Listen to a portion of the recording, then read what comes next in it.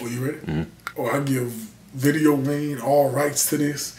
Man, you can if you want to, you heard me? It don't matter to me. You know we family. Ain't nothing on paper or none of that could change the way I feel about you. You got all rights to this. I'm gonna do whatever you want.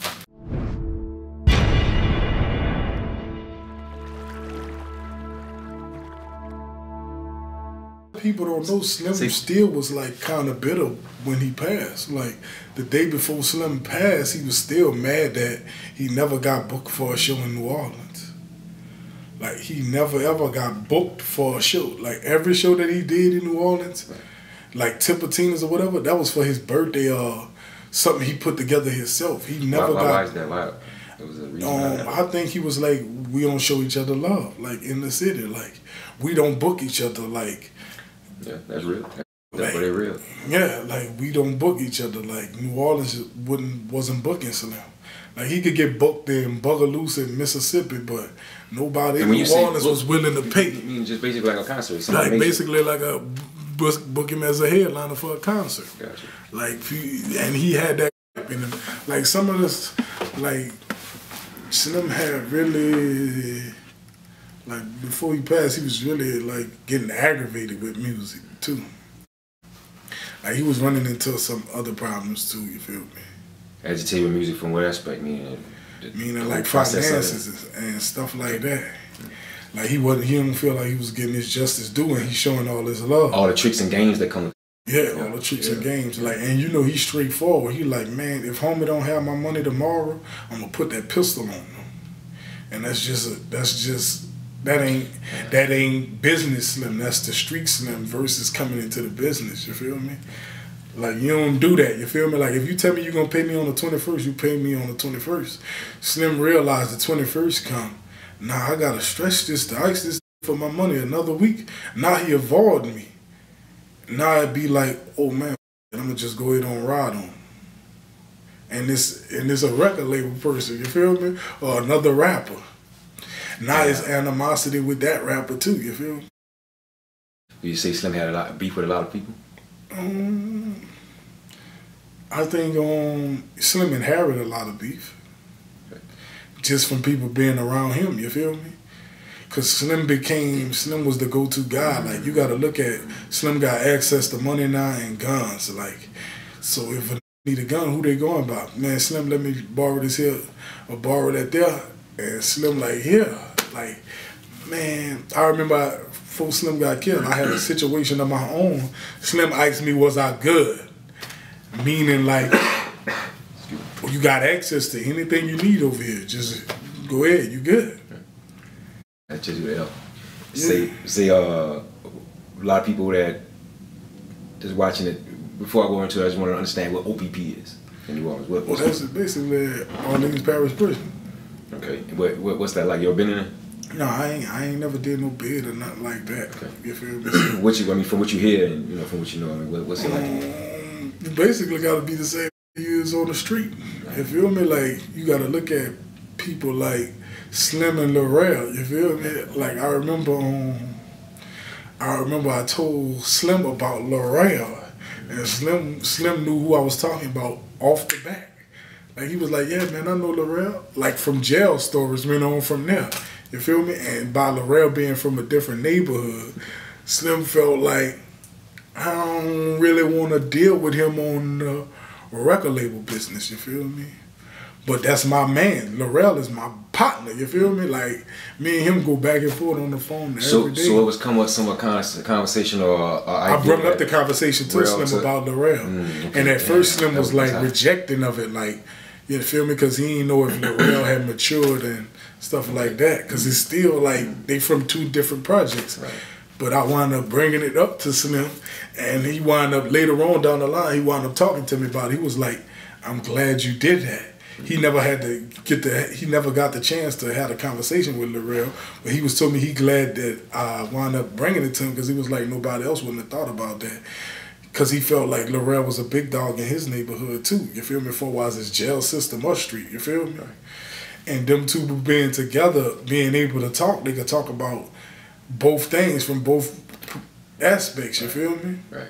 Did you say when you say Larel is lyrical? Larel lyrical. Yeah. You know, he went from he know how to transition with time.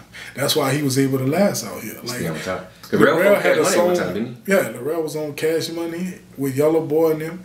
And how in the world could Larel be on Yellow Boy songs? And now today he's on a song with K.I. Right. Like that let you know he had the transition in him. You feel me? That's that time. Yeah. Yeah, in order for him to transition to him being able to spit with K.I. in him, that means he was good at transitioning, you feel me? Like he came home from jail, he was rapping the old way, but then he got around me and Chaotic and all them, and he picked up on what was popping at the moment, and that was just in him, you feel me? Gotcha. Larel had grew with his time in jail, like he had became understanding. You feel me? Like he understand like what it was. Cause one time I think you came to film me in the Magnolia right after I got shot up, and we was on the set, and B Stu was like, "Talk about it, go ahead, bro." Just about to B Stu was like, "Here's hood," you feel me? And Larel was right there, and I turned around, I was like, "Chill." I'm telling Stu to chill on that, you feel me?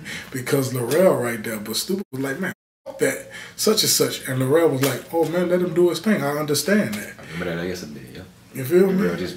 Don't trip. Let him do his thing. Talk about it. I mean, that's a major thing in New Orleans, bro. I mean, if you're from another project, you don't just get that respect like that. Or is there certain people that can go to every project and still, get that respect? You know, with time, like Larel was older now. Like versus like, say I'm in middle school, you in high school. When we get to high school, we could actually be cordial, but when we in middle school, we rivals. It's the Mouth versus the Magnolia, whatever like that. You feel me? That's how it was. But Larel understood it because Larel was like in a better mindset from doing, I think Larel did like 10 or 15. So he came home with a different understanding, and he understand how the streets go. You feel me? Gotcha. Because I didn't want to put him in no bad situation, and I know that he ain't even with that no more. You feel me? Yeah, change it up all the way. Yeah. And I'm just like, I'm one of them type of people. Like, I love my hood, but I just didn't want to, I got cousins from our different projects, you feel me? Just like Versus Chaotic got kinfolks in another neighborhood. Versus like Juve was living in the Milk before and like that. Like, man, it's hard. Like we really kin to each other, and we don't be knowing we have cousins down the line like that, and we be against each other. Yeah, but Stupid was really wasn't what I could say. Was him and Slim tight? Was him and Slim? Oh, him and Slim was official. Like that's hood love. You feel me? Like you could dibble and dab outside of the hood, but you got to have that lane and that respect at home. Like Slim could basically send Stupid to do anything. Because he had a genuine love for Stupid. He know what it's like to be in his position. Right. So, they developed that bond from hurting versus having money, you feel me? Gotcha. But Slim was the type of person that was trying to mold you better than he was. Like Slim understand that you're a killer automatically because look what you offer. You offer Willow Street. Be Stupid is off of Willow Street. That Willow Street is basically like the whole Magnolia, but Willow Street is basically where everything go down. It's basically like you got to be 10 times better than gangster. And you ain't coming on the Willow Street hustling if you ain't from around it. I don't care who you is, where you stayed at in the project. If you ain't off of Willow Street, you got before it was owned by. And that's where Slim from too. That's where Slim from. Yeah. I heard him rap. He said I thought the name of the street was Wild Willow. But that's Wild Willow. That's the whole name of the street. Yeah, Wild Willow. No, they made. Oh, he's just saying Wild. Yeah, Wild he put Wild because this is where it happens at. Gotcha. Like Slim done had colliding crews with people from the hood. Before Slim died, he had a fight with another person off of Willow Street because they was basically selling the same drugs, and they was basically gonna shoot out. They basically drew down guns on each other. And then it was like, man, why we killing each other? And we from the same neighborhood. Let's just fight it out. And they had a fight. Like they put the guns down. That was the crazy double. You heard me? They had a fight and they was out of breath with each other. Two OGs. You feel me? So you saying you speaking about the real and the Slim? Yeah. The reason why he might have looked out for him like that. You saying Larel wasn't carrying his weight like that? Or? No, I think he's basically Slim probably saw himself in Larel being addicted to heroin and jacking and stuff like that, not having no support system, you feel me? And then you got to look at, now that you around Slim, he got a lot of access behind the scenes of everybody who hustle or whatever, you feel me, versus like Slim ain't had to buy no drugs, man. Right. That's what I was saying. Well, yeah, you know what? Like, come to the studio with whatever on them just to hang around Slim, you feel me? And that basically gave Lil Real access to anybody else who had something too, you feel me? Even though Slim probably didn't want him to do heroin, if somebody had a bag of dope up in there, he could easily be like, man, give me a bag of that, such and such. I'ma sell it. And then he go in the room and snort it, you feel me? Right. What about lyrically, Lil Real and lyrically? Lil Real, when he had a good work ethic, but I think the drugs played a part in his situation too, you feel me? And him not being from our neighborhood also was kind of like heavy on him too, because you got to think about somebody who don't know everybody, and he really didn't have a line of communication with anybody else besides Slim. Like Slim loved him, but who's to say I'ma love Lil Real in the same way Slim loved him? You feel me? So sometimes you think you would see on him that he was kind of a fish out of water, or he was uncomfortable. Yeah, he was uncomfortable in situations too. Like he had to build his friendship up with the same people Slim already got prior relationships with. Right. What about K.I.? And we had to learn to love him just like we love Slim.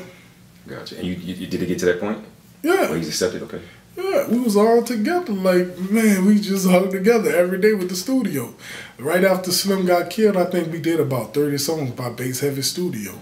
Me, him, Chaotic, all the Chopper City family, Golf Snipe, everybody. We basically was going by Bass Heavy.